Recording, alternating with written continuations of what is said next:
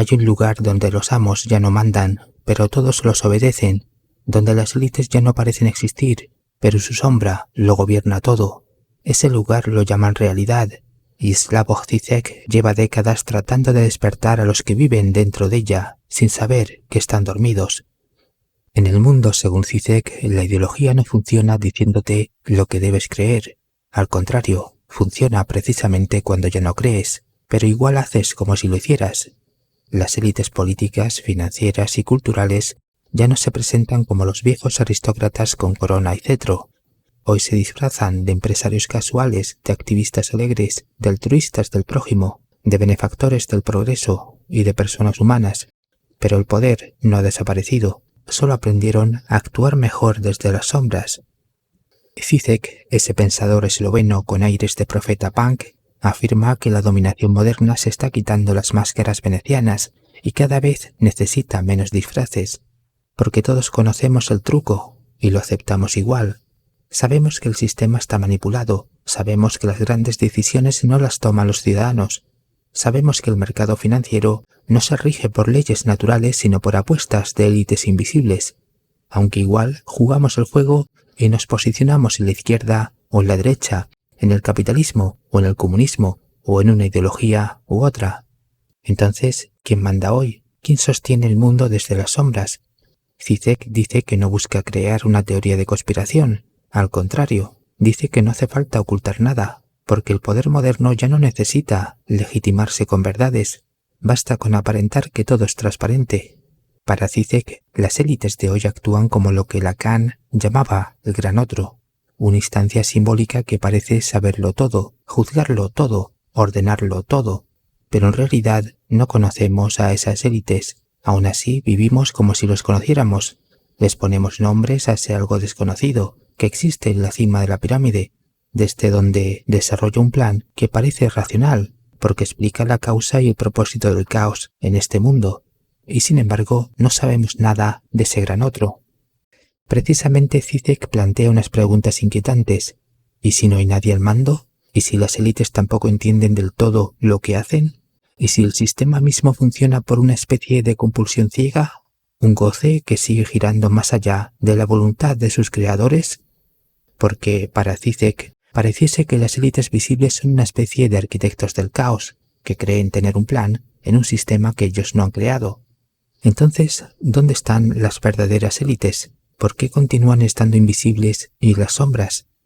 De hecho, para Zizek el sistema funciona tan bien que no hace falta su presencia física, pero se intuye su presencia, no solo en las visibles élites narcisistas, maquiavélicas y psicopáticas, sino sobre todo en la maquinaria y en los engranajes del sistema, donde el capital es lo real en la vida humana, no porque sea tangible o justo, sino porque actúa como un trauma imposible de simbolizar. El capital, dice Zizek, es un monstruo que se alimenta de sí mismo, no produce para satisfacer necesidades, produce para crecer. Este dinero produce mercancías solo para volver a convertirse en más dinero, como una pulsión sin freno, como un deseo sin objeto. Y las élites visibles no son sus dueñas, tal vez los guardianes de un sistema que les corrompió la psique, aunque en realidad son solo los esclavos mejor vestidos. Por esto Zizek manifiesta que las élites antiguas gobernaban en nombre de un mandato divino o de una verdad universal, y en aquel entonces eran intocables. Luego se fueron volviendo cada vez más invisibles para las masas sociales. De esa manera, el verdadero poder gobierna desde las sombras y pocas veces se manifiesta. ¿Por qué? Porque el sistema funciona, porque seguimos yendo a trabajar, porque seguimos votando cada 4 años, porque seguimos soñando con ser como las élites visibles o como los famosos de la industria cultural, porque apoyamos todas las trampas que nos ponen, porque nos sometemos de manera diaria y voluntaria a constantes lavados de cerebro, porque aceptamos sus regalos envenenados y porque somos cómplices en mayor o menor medida.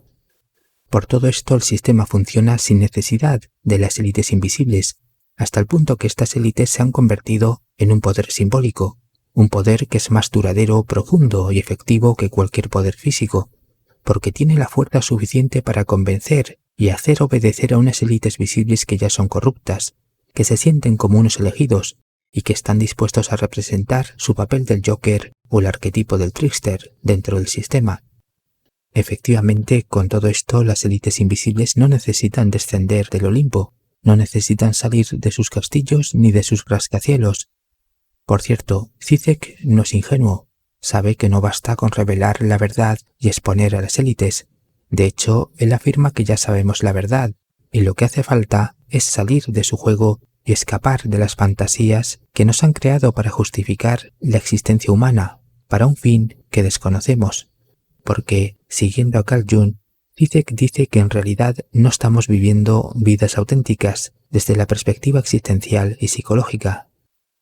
En este sentido, Zizek expresa que el lado más siniestro de las élites es que ya no prestan tanta atención al individuo en sí, sino que todo está dirigido a la psique colectiva de las masas sociales, así que sus estrategias ya no obligan por la fuerza, sino que seducen por el deseo de pertenecer, el deseo de tener más, el deseo de no parecer un fracasado, el deseo de poseer el cuerpo y la imagen, el deseo de consumir para experimentar, etc. Así pues, las élites invisibles no necesitan hacer presencia en el sistema, ya no dominan mediante el terror y el castigo, sino mediante el deseo. O en otras palabras, nos hacen soñar con posibilidades infinitas. Por ejemplo, nos implantan deseos de ser millonarios, famosos o exitosos, aunque la mayoría de personas jamás lo conseguirá, pero con ese tipo de deseos basta para que defendamos al sistema que lo promete, porque se nos dice y se nos muestra mediáticamente que unos pocos lo consiguieron. En este caso, Zizek dice que las élites visibles seleccionan a estos millonarios, famosos o exitosos como ejemplo para las masas sociales. Por otro lado, están los cómplices, o tontos útiles que promueven estos deseos como portavoces del consumo materialista y espiritual, porque el poder simbólico se ha dado cuenta que hay una minoría que desea cumplir el sueño de liberarse de la Matrix, y es aquí cuando surgen las trampas pseudoespirituales y los atajos fáciles para volverse una persona millonaria, despierta y libre. No obstante, Zizek no se rinde, piensa que debemos construir una nueva verdad simbólica, donde las élites invisibles y visibles respondan a la experiencia común de la negatividad, ya que ellos son los culpables del caos y del sufrimiento. Así que nuevamente Zizek sigue a Carl Jung, cuando dice que una revolución interior comienza con una herida psíquica, porque ellos son la causa del trauma humano. Zizek no es ingenuo, tampoco quiere ir más allá de lo metafísico, pero el poder terrenal está en manos de unas élites invisibles que no conocemos y que no hemos elegido. Pese a ello, eso no significa que no podamos cuestionar ese poder invisible. De hecho, es nuestro deber hacerlo todos los días, para ser más conscientes, porque ellos existen, están ocultos detrás de nuestros deseos y fantasías, están ocultos detrás del caos, están ocultos. Buenos días, buenas tardes y buenas noches.